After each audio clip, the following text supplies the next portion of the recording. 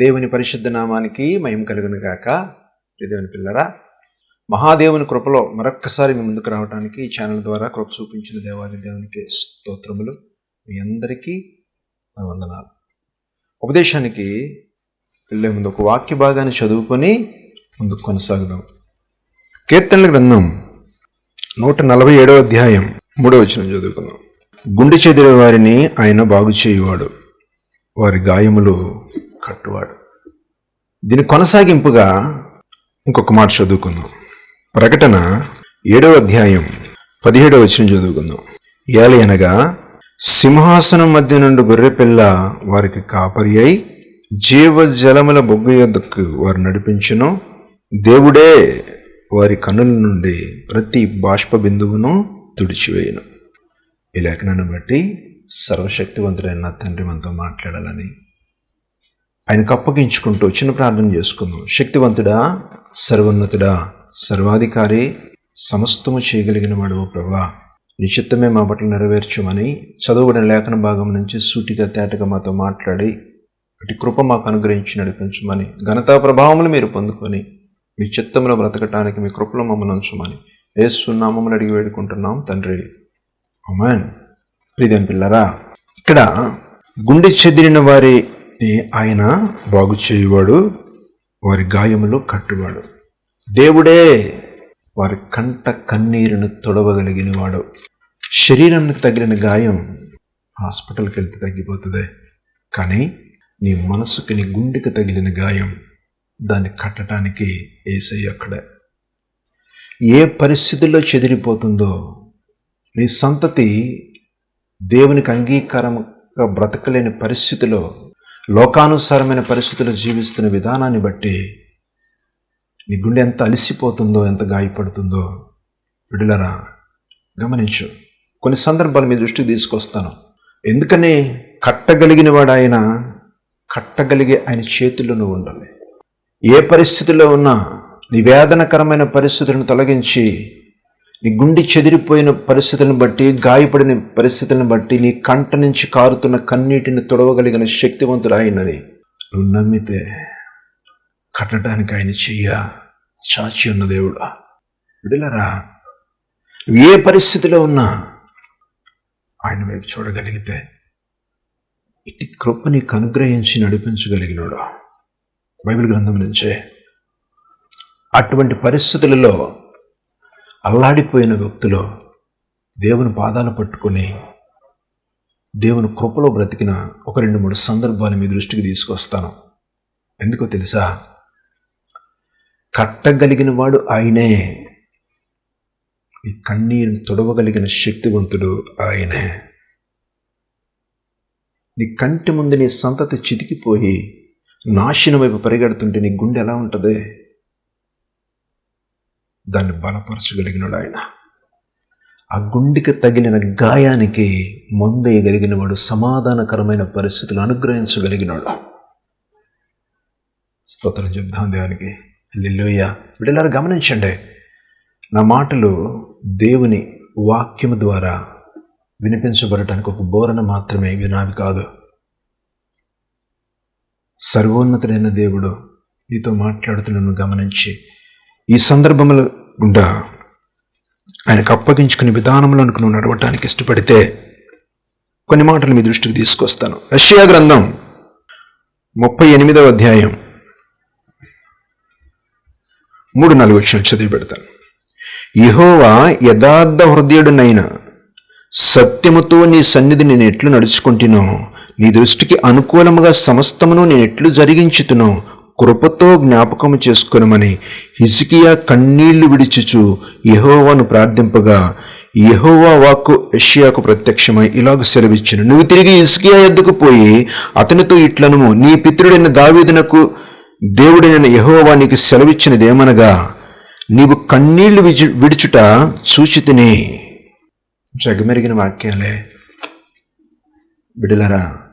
హిజ్కియా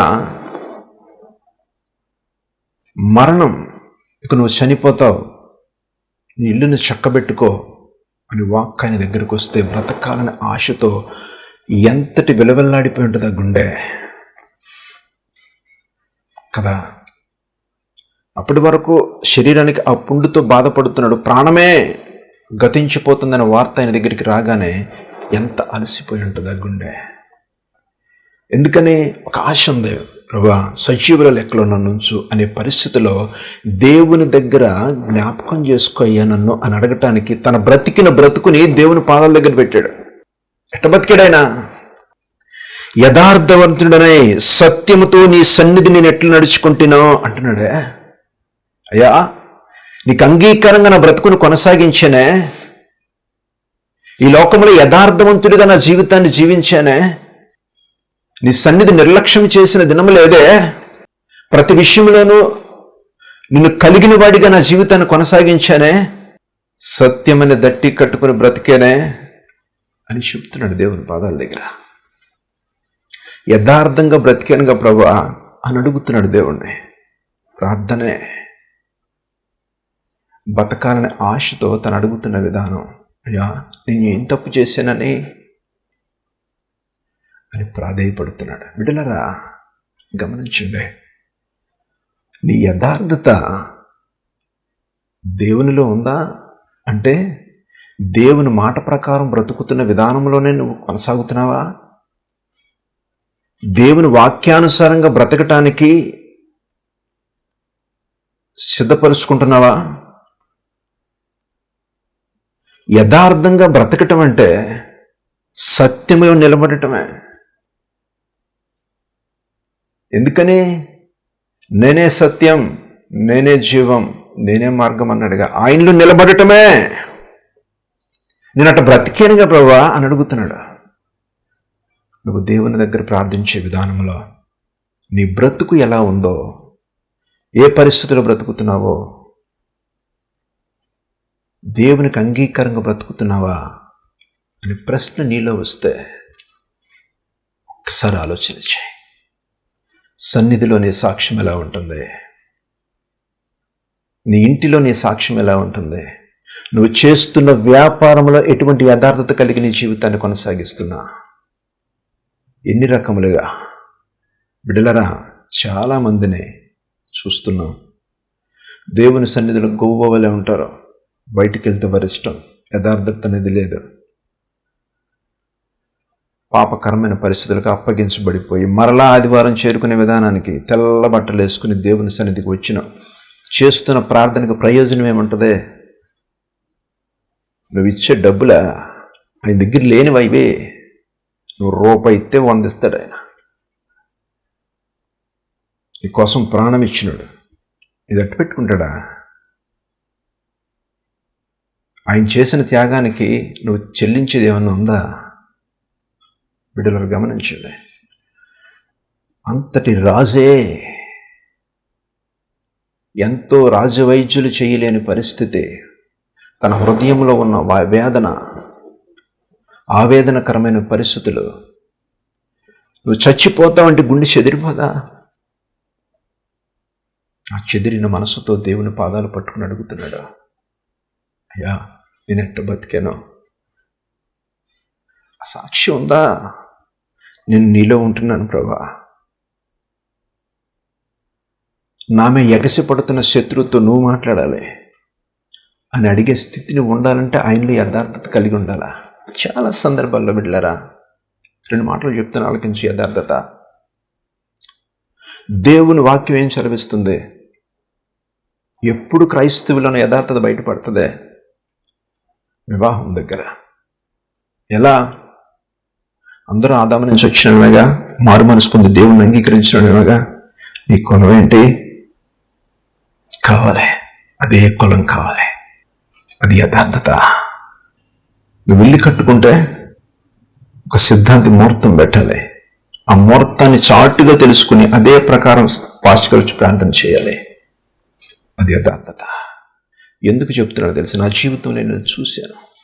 జీవము కలిగిన దేవుడు, మహిమ కలిగిన నా తండ్రి యథార్థత కలిగి జీవించమన్న విధానంలో నీ బ్రతుకును కొనసాగించలేని స్థితిలో నీ బ్రతుకుంటే, చూడండి బిడ్డలారా, ఒక మాట మీకు చదివి వినిపిస్తాను. యెషయా గ్రంథం 2వ అధ్యాయం 6వ వచనంలో, యాకోబు వంశముగు ఈ జనము తూర్పు నిండిన జనుల సాంప్రదాయములతో నిండుకొని ఉన్నారు. వారు ఫిలిష్తీయుల వలె మంత్ర ప్రయోగము చేయుదురు, అన్యులతో సహవాసము చేయుదురు గనుక నీవు వారిని విసర్జించి ఉన్నావు. యాకోబు సంతతి ఇశ్రాయేలు గురించి దేవుడు మాట్లాడుతున్న మాట. వాస్తుని అవలంబిస్తున్నారు, మంత్ర ప్రయోగం వైపు వారు త్రిప్పబడుతున్నారు. అన్యులతో సహవాసము చేయుదురు గనుక నీవు వారిని విసర్జించి ఉన్నావు. ఎవరిళ్ళు? ఇశ్రాయేలీలు. ఎందుకని విసర్జించాడు? ఏ పరిస్థితులు కలిగి ఉన్నారని. నువ్వు దేవుల్లో ఉన్నంత మాత్రాన యథార్థతని కనబరచలేని పరిస్థితులు నీ బ్రతుకుంటే విసర్జించే విధంగా ఉంటుంది మన బ్రతుకు. యథార్థత కలిగి దేవుని అంగీకారం ఏది బిడ్డలారా? నీకు ఆదికాండం బైబిల్ చదువుతావుగా, మొదటి అధ్యాయమే తను చేసిన 7 రోజుల క్రమంలో ఏమున్నాయి? ఇది మంచిది కాదు అని రాయబడిందా? మరి నీకెందుకు? గమనించండి. అటువంటి యథార్థతగా బతుకుతున్న పరిస్థితులను బట్టి, ఆ యథార్థతను కనబరుస్తున్న విధానాన్ని బట్టి దేవుని పాదాలు పట్టుకుని అడుగుతున్న పరిస్థితుల్లో దేవుడైన యెహోవా నీకు సెలవిచ్చినదేమనగా, నీవు కన్నీళ్లు విడుచుట నేను సూచితనే. ఎంత గొప్ప మాట అండి. తన బ్రతుకు నిమిత్తమై దేవుని పాదాలు పట్టుకుంటే మరణమును సైతము తప్పించి నీ కన్నీళ్లు విడుచుటని అని చూస్తే చాలు. కరుణ కలిగిన దేవుడు ఆ చెదిరిపోయిన గుండెకి, గాయమైపోయిన గుండెకి కట్టగలిగిన నా తండ్రి వెంటనే స్తోత్రం చెప్తానికి, నేను చూశాను, ఆయన కన్నీళ్లు నేను చూశాను అని చెప్పు. ఆశిస్తున్నాను. డబ్బులు ఇచ్చాడు ఇసుకియా. ఏమడుగుతున్నాడు? తన బ్రతుకు దేవుని సన్నిధిలో, నేను సన్నిధిలో యథార్థంగా ప్రభా ఉన్నానుగా, నీ సత్యం అనుసరిస్తున్నానుగా, నీకు తెలుసుగా, నువ్వు ఆ విధంగా అడగలవా? 24 గంటలు నీ జీవితంలో ఒక దినములో నువ్వు మరలా దేవుని పాదాల దగ్గరికి వెళ్ళి మోకరించి ఆయనకి చెప్పే విధానంలో నీ బ్రతుకును కొనసాగించిన సాక్ష్యం నీకుందా? ఉదయం లేచి 24 గంటలలో దేవుని దగ్గర మనల్ని నేను యథార్థంగా బ్రతికాను ప్రభా, నన్ను చూసావుగా అనే సాక్ష్యం కలిగిన జీవితం నీకుందా? అటు యథార్థత కనపరిస్తే నువ్వు చెప్పిన మాట ఆలకించే దేవుడా. నీ గుండెను, చెదిరిపోయిన గుండెను కట్టగలిగిన వాడు, నీ గాయమును మాన్పగలిగినవాడు. బిడ్డలరా, నీ కంట కారుతున్న కన్నీటిని తొడవగలిగిన శక్తివంతుడు. దేన్ని బట్టి రోధిస్తున్నావు? కానీ ఆయన కార్యం చేయటానికి నువ్వు ఎటువంటి పరిస్థితులు బ్రతుకుతున్నా? ఆయన రక్షణలోకి వచ్చావా? అభిమానిలాగా బతుకుతున్నావా? యేసయ్యకి అభిమానులు అవసరంలా, ఆయన వెంబడించేవాడు కావాలి. రక్షణ నీకు సమయం తీసుకుంటున్నావా? రా, రేపు నీది కాదు. ఆయన మార్గంలో నిలబడా. నీ కంట కారే కన్నీరుని తొడవగలిగిన నా తండ్రి, ఎందుని బట్టి దుఃఖిస్తున్నావో? నీ బిడ్డలను బట్ట, నీ ఆర్థిక పరిస్థితులను కుంగిపోతున్న బట్ట, నీ గుండె చెలించిపోతుందా? చెదిరిపోయిన పరిస్థితిలో పెక్కటిల్లుతున్నావు బిడ్డ అని అంటున్నాడా? ఆ కన్నీళ్లు తొడవగలిగిన వాడు ఆయనే. చెదిరిపోయిన గుండెను, గాయమును కట్టగలిగినాడు. స్తోత్రం చెప్దామనికే. హల్లెలూయా. ఇట్టి పరిస్థితుల్లో హిజ్కియా బ్రతికాడు కాబట్టే దేవుడి కృపను పొందుకున్నాడా? ఏం కలిగి ఉన్నాడా? మంచి సాక్షి జీవితం, దేవునికి దగ్గరగా బ్రతకటం, సత్యాన్వేషణలో జీవించడం. అంతటి భయంకరమైన రోగంలో రోధిస్తున్నప్పుడు కూడా నాకు ఈ పరిస్థితి ఏంటి ప్రభు అనేది కాదు. అయ్యా, నీకు అన్ని సాధ్యమే, నువ్వు చేయగలిగిన వాడు కదా, నా బతికెట్ట ఉంది కదా, నీ సన్నిధిని ఏ విధంగా ఉన్నాను ప్రభా అని అంటున్నాడే. దేవుని సన్నిధిని నువ్వు ఎంత నిర్లక్ష్యం చేస్తున్నావు? క్రమాన్ని పాటిస్తున్నావా? నీ ఆత్మీయ తల్లిదండ్రులకు ఇవ్వాల్సిన విలువను, గౌరవాన్ని ఇవ్వగలుగుతున్నావా? దేవుని మాటకు, దేవుని ఉపదేశానికి లోబడి బ్రతకటానికి సిద్ధంగా ఉన్నావా? ఉపదేశం కొరకు వేగిరిపడి సన్నిధికి పరిగెడుతున్నావా? ఏంటి నీ సాక్ష్యం?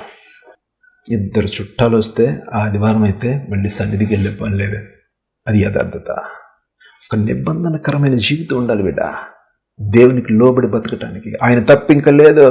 మిగతా సమయం కేటాయించు, ఆయనకు అప్పగించవలసిన విధానం, ఆయన సమయం దొంగలక దేవునికి దగ్గరగా బ్రతకటానికి యథార్థతతో నీవు దేవుని పాదాల దగ్గరికి వెళితే ఇట్టి కృప నీకు దొరుకుతుంది. స్తోత్రం చెప్దాం దేవునికి. హల్లెలూయా.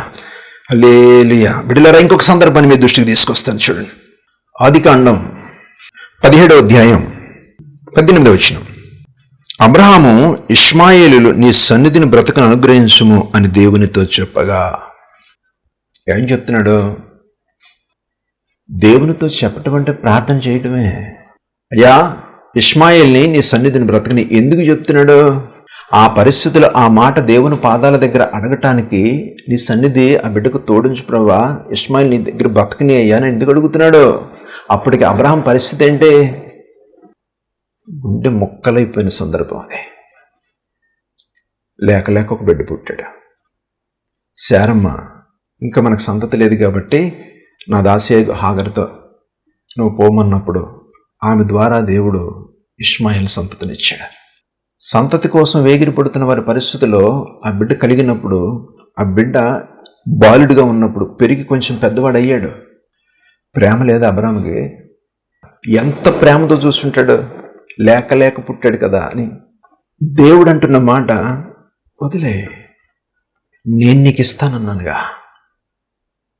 అనే మాట ప్రకారం అప్పుడు ఆ బిడ్డను విడిచిపెట్టే సందర్భంలో ఎట్లుంటుందో బతుకో. ఏ పరిస్థితిలో ఉంటుంది ఆ హృదయం, ఆ గుండె? పోనీ తన దగ్గరున్న ఎంతోమంది దాసదాసీలు ఉన్నారు అబ్రహాం దగ్గర, తన ఇంట్లో పనులు. ఎక్కడో చోటు బతుకుతాడులే ప్రభా అని అన్నాడా? లేదా కొంత ఆస్తి భాగం ఇచ్చేసి ఒక ఇద్దరు పనులను ఇచ్చి పంపించేస్తాను ప్రభా, ఏదో వేరే ఊళ్ళో ఉంటారులే అని అడిగాడా? లేదే. చాలామంది తల్లిదండ్రులు తన బిడ్డలను హాస్టల్లో వేసి చదువుకునేవాడు పరిస్థితిలో ఉంచడానికే 1 నెల రోజుల్లో ఎన్నిసార్లు ఇల్లు వస్తారో. ఆ చెదిరిపోయిన గుండెను దేవుని పాదాల దగ్గర ఉంచయ్యా, నేను అలాగే ఉన్నాను, నీ సన్నిధిని బతకనే. అవుతుందా బిడ్డ? ఆ వేదనకరమైన పరిస్థితుల్లో కూడా చేయగలిగిన వాడు ఆయన నమ్మకం నీకు ఉండాలి. ఎలా బతుకుతున్నా? అంతటి దుఃఖంలో కూడా పర్వాలేదులే ప్రభా, ఏమైందిలే ప్రభా, ఇక్కడ బతుకుతాడులే ప్రభా, ఉంటాడులే ప్రభా, ఒక్క మాట అన్నదే, నీ సన్నిధిని బతికినాయా. నా ప్రార్థనలో అనుదినం కూడా నాకు ఇచ్చిన ఆత్మీయ పిల్లలు నా బిడ్డలే అనుదినం నీ సన్నిధిని బతకాలి అని అడుగుతా. నువ్వు ఇచ్చిన సంతతయ్యా, నీ సన్నిధిని బతకాలి. అడెక్కడన్నా ఉండనే అని సన్నిధిని బతకమని ఏడ్చిన ఒక్క ఏడుపు, ఆ చెదిరిపోయిన గుండెతో, ఆ గాయపడిన గుండెతో శివము కలిగిన దేవుడు తనకు తోడై నడిచాడు. స్తోత్రం చెప్పుదానికి. దేవుడు తోడై ఉంటే నివాసయోగ్యమైన స్థలంగా మారిపోయింది ఎడారి. స్తోత్రం చెప్పుదేవానికి. హల్లెలూయా, హల్లెలూయా. బిడ్డలారా గమనించండి, ఆయన చేయగలడు. మరలా అబ్రహాం ఇష్మాయిల్ని చూడాల కన్నా దేవుడు తన సన్నిధిని బ్రతకనిచ్చాడా? ఇష్మాయిల్ ప్రార్థన చేశాడా? ఏం చెప్పాడు? తన గర్భంలో 12 మంది రాజులు పుడతానన్నాడే. ఆ ఏడుపే చెదిరిపోయిన గుండెతో, గాయం చేసిన గుండెతో అని బతకని ప్రభా, నేను అంతకాలం ఉంటాను, నేను వద్దాపేమన్నా, నువ్వు చెప్పిన మాట చేస్తాను, నేను విడిచిపెట్టేస్తాను, నీ సన్నిధిని బతకనాయి. నువ్వు అడుగుతున్నావా నీ సంతతి గురించి? నువ్వు అడగాలి అంటే ఆయనలో నువ్వు ఉండాలి. దుర్మార్గకరమైన దూషణకరమైన మాటలు మాట్లాడుతున్నావా? బిడ్డలరా, యథార్థత కలిగి నీవు జీవితాన్ని కొనసాగిస్తే నువ్వు అడిగింది ఇచ్చే దేవుడు నీ కంట కారుతున్న కన్నీటిని తొడవగలిగినాడు. ఇప్పుడు చూస్తున్న మన గల్ఫ్ దేశాలన్నీ కూడా ఇష్మాయేలు సంతతి. అబ్రహాం ఏడ్చిన ఏడుపో, ఆ చెదిరిపోయిన గుండెతో, గాయపడిన మనసుతో దేవుని పాదాలు పట్టుకునే విధానంలో సర్వోన్నతుడైన దేవుడు చూపించిన కృప ఆయనకు తోడై ఉన్నాడా? ఎందుకు తోడై ఉన్నాడా? చూడండి, ఒక మాట చదివి వినిపిస్తాను. ఆదికాండం 17వ అధ్యాయం 2వ వచనం. నాకును నీకును మధ్య నా నిబంధన నియమించి నిన్ను అత్యధికముగా అభివృద్ధి పొందేదనని అతనితో చెప్పాను. దేవుని నిబంధనలో ఉన్నాడు. హిజ్కియా యథార్థంగా బ్రతికాడు. ఆ యథార్థతను కొనసాగిస్తూ దేవుని నిబంధనల్లో బతుకుతున్నాడు. కాబట్టి అబ్రహాము తన ఏడ్చిన ఏడుపుకి, గాయపడిన మనసును స్థిరపరిచి దేవుడే తన సంతతికి తోడై ఉంటాడని కృప చూపించాడు. గుండెలు బాదుకుని ఏడుస్తున్నావే, నీకు ముందు జరుగుతున్న, నీ కుటుంబంలో జరుగుతున్న కల్లోలమైన పరిస్థితులను బట్టి, శత్రువు ఎగబడుతున్న విధానాన్ని బట్టి, ఆర్థిక పరిస్థితులు కుంగిపోయిన పరిస్థితులను బట్టి, అప్పుల వారితో వేధించబడుతున్న స్థితిని బట్టి నలిగిపోయి ఏడుస్తున్నావే, ఆయన అడగటానికి రాగలుగుతావా? ఆయన అంగీకరిస్తావా? ఆ యథార్థతలు నేను బ్రతుకుతానయా, నీ సన్నిధిని వెడుకున్న దేవా, నీకు లోబడతాను ప్రభా అనే నిబంధనలోనికి నువ్వు రాగలుగుతావా? బిడ్డలారా, ఆలకించండి. ఈ స్థితిలో ఉన్నావా? ఒకవేళ లేకపోతే ఏ విధంగా నువ్వు దేవుడిని వెంబడించాలి, ఏ పరిస్థితులు నీ బ్రతుకును కొనసాగించాలి? ఒక సందర్భాన్ని మీ దృష్టికి తీసుకొస్తాను. లూకాసు వార్త 15వ అధ్యాయం 18వ వచనం. నేను లేచి నా తండ్రి వద్దకు వెళ్ళి, తండ్రి, నేను పరలోకమునకు విరోధముగాను నీ ఎదుట పాపము చేసి తిని, ఇక మీదట నీ కుమారుడిని అనిపించుకొనుటకు యోగ్యుడను కాను, నన్ను నీ కూలి వారిలో ఒకనిగా పెట్టుకొనమని అతనితో చెప్పుదుననుకొని లేచి తండ్రి వద్దకు వచ్చెను. ఎవరైనా జగమెరిగిన వాక్యాలని చెప్పానే. తప్పిపోయిన కుమారుడు వ్యసనాక్రాంతుడై ఈ లోకానుసారమైన ఆశలతో పెనవేసుకుపోయి తన ఆస్తినంతా మూట కట్టుకుని తన ఇష్టానుసారంగా బ్రతకటానికి, స్వేచ్ఛకరమైన స్థితిలో జీవిస్తానని ఒక ఆలోచన కలిగి పాపములోనికి నడిచి వెళ్ళిపోయిన పరిస్థితులను బట్టి, సర్వశక్తివంతుడైన దేవుడిని విడిచిపెట్టిన సందర్భాన్ని బట్టి ఏ పరిస్థితికి వెళ్ళిపోయాడా? గుప్పుడు మెతుకుల కోసం పందులతో పోరాడుతున్నాడు. అదన్నీ తింటే కడుపు నిండుతుందని. అర్థమవుతుందా? ఎందుకు ఈ సందర్భాన్ని జ్ఞాపకం చేస్తున్నాను తెలుసా? తిరిగి రావటానికి. దేవునిలో ఉన్నానని బ్రతుకుతున్నావేమో. దేవునికి దగ్గరగా ఉన్నావా? ఆదివారం క్రైస్తవురాలుగా ఉన్నావా? దేవుని బిడ్డలారా, నిరంతరం నువ్వు ఆయన్ని చూపించగలగాలి. సర్వశక్తివంతుడైన దేవుని యథార్థత కలిగి సత్యమైన దట్టి ధరించుకుని జీవించే విధానంలో ఒక నిబంధనకరమైన బ్రతుకులో బ్రతకలే. ఎప్పుడైతే జారిపోయి వెళ్ళిపోయిన పరిస్థితులను బట్టి ఏమైపోయింది? ఆస్తి అక్కడికి వచ్చిందా? తన కలిగి ఉన్న స్నేహితులు తనతో ఉండి వాదార్చడానికి ఎవడన్నా ఉన్నాడా? లేరా. పందుల దగ్గర ఉన్నాడా? పాపం దగ్గర ఉన్నాడా? అక్కడ తను అనుకుంటున్న మాట సర్వోన్నతుడైన దేవునితో ఏం మాట్లాడుతున్నాడు? నా తండ్రి దగ్గర ఎందరో తన కుమారుని అనిపించుకోవడానికి యోగ్యుని కాదు, ఒక పన్నువాడిగా నేను అక్కడ బతుకుతాను అనే ఆలోచన కలిగి, తన హృదయ ప్రేరేపణతో నా తండ్రి దగ్గరికి వెళ్ళాలని ఒక ఆసక్తి కలిగి ఎప్పుడైతే బయలుదేరాడా? బిడ్డ గమనించు, నువ్వు ఎక్కడున్నావో, దేవుల్లో ఉన్నాననుకుని ఏ పాపము దగ్గర ఉన్నా, ఏ వ్యతిరేక మధ్యన జీవితాన్ని జీవిస్తున్నా, నీ చుట్టూ ఉన్న పరిస్థితులలో, లోకానుసారమైన పరిస్థితుల్లో మమేకమైపోయి ఉన్నావా? రా, నేను పిలుస్తున్నాడు నీ కన్నీటిని తొడవటానికి.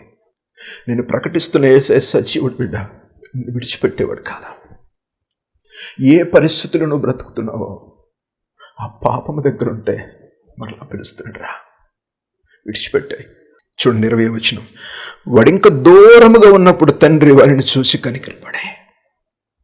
అక్కడి నుంచి లేచాడు. చాలు, ఎదురు చూస్తాడు. నా ప్రభు, ఇది నాకొద్దు, ఈ పాప బతుకు నేను బ్రతుకును, యథార్థత లేని పరిస్థితులు నేను ఉండను, నీ సన్నిధిని ప్రభువా నిన్ను మహిమపరిచే విధానంలో నేను ఉంటాను అని నువ్వు లేవగలిగితే నీ కోసం చూస్తున్న నా తండ్రి అడింక రాలా.